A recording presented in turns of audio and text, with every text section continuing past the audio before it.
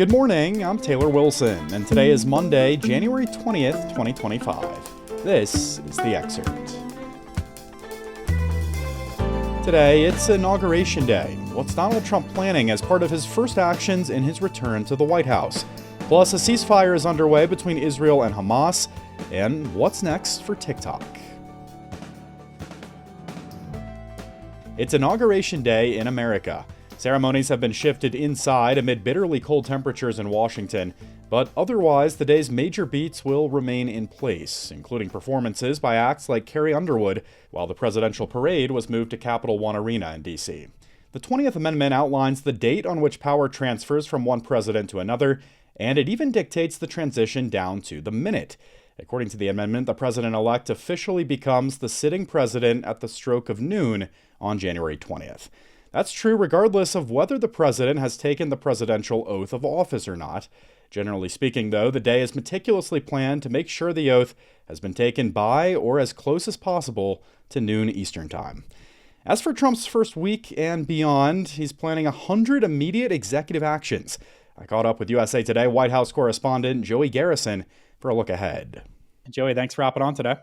Hey, thanks for having me on. So, Donald Trump is planning 100 executive actions shortly after he takes office this week. Let's start with immigration, a huge part of his campaign to get back to the White House. What are his immediate plans for, be it mass deportations, Title 42, and really the border in general? First of all, let's just think about that for a second. 100 executive actions. That is an enormous amount right off the bat. And it's, that's a very whole number that the Trump folks have been talking about for a while. They want to really make a statement, say, hey, there's a changing of the guard underway here. This is a huge transformation of America, and we are going to do it right off the bat. One Republican senator called it shock and awe to describe kind of what's in store. And there's been a huge buildup to this moment. You'll recall Trump loved the executive pen when he was president, and he showed that he is going to use it in various things when he can now. Now, on immigration that you asked about, of course, Trump promised over and over, it's probably his biggest campaign promise, to seal the southern border. The first thing will be to revive the Title 42 authority to enable the federal government to quickly expel asylum seekers at the U.S.-Mexico border. This emergency health authority was used during COVID by both the Trump and Biden administrations, but Biden ended the policy in 2023, and that led to a quick spike in encounters of migrants at the border. Trump wants to bring back Title 42. His promise for, quote, mass deportations. This is where he wants to deport every American in this country here legally, starting with criminals. To carry that out, he has suggested a possible order or directive that would expand the authority of immigration agents, as well as using the military. And so there could be some sort of order or directive, executive-wise, on this line. He also wants to, of course, continue to expand the border wall and look for an executive order or directive on that. Of course, he talked about throughout his first run as well about expanding the wall at the southern border, or the barrier. He built about 452 miles of barriers along the southern border when he was president the first go around, but only about 40 of those miles were placed where a barrier didn't previously exist. He's indicated that he wants to really double down on border wall action this time. Joey, Donald Trump has leaned into this mantra of drill, baby, drill. What are some of the expectations for his immediate actions when it comes to energy this week and beyond? Yeah, right off the bat, he's said repeatedly since Biden moved to ban offshore drilling off the Atlantic and Pacific coast that he plans on swiftly overturning that action. That's debatable whether he can actually do that, but he intends to try to make that happen.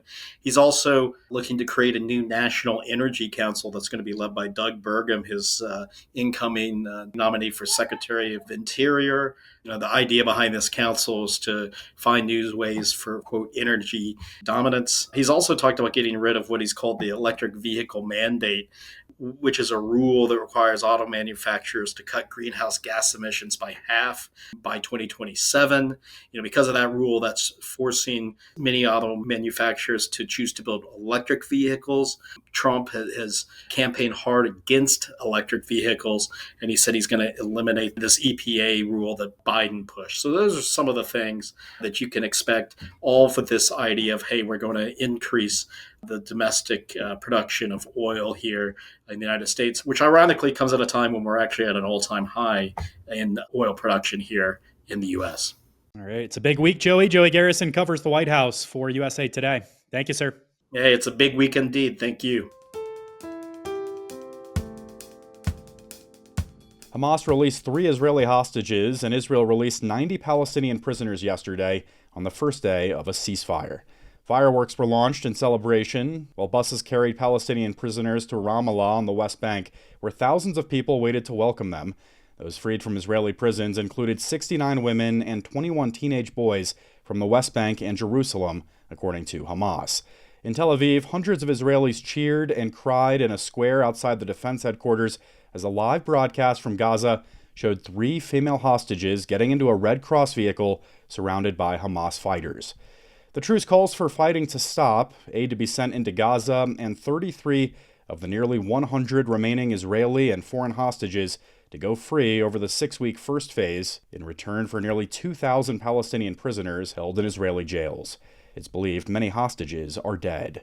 The first phase of the truce early yesterday came after a 3-hour delay when Israel continued pounding Gaza with airstrikes, killing 13 people, according to Palestinian health authorities.